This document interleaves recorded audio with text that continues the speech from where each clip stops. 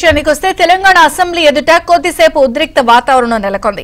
Assembly ముందు BRS ఎమ్మెల్యేలు ధర్నాకు దిగడంతో పోలీసులు అడ్డుకున్నారు. రాష్ట్ర వ్యాప్తంగా ఉన్న ఆటో వాలాలకు న్యాయం చేయాలని డిమాండ్ చేస్తూ బీఆర్ఎస్ ఎమ్మెల్యేలు ప్లకార్డులు పట్టుకుని నిరసన తెలిపారు. రాష్ట్ర వ్యాప్తంగా ఉన్న ఆటో వాలాలకు న్యాయం చేయాలని వాళ్లు డిమాండ్ చేశారు. ఆత్మహత్య చేసుకున్న ఆటో డ్రైవర్లకు 15 లక్షల ఎక్స్గ్రేషియా ప్రకటించాలని కోరారు. దీంతో పోలీసులు వారిని అడ్డుకోవడంతో ఉద్రిక్త పరిస్థితి ఏర్పడింది. అనంతరం వారు ఆటోలు దిగి అసెంబ్లీకి వెళ్లారు.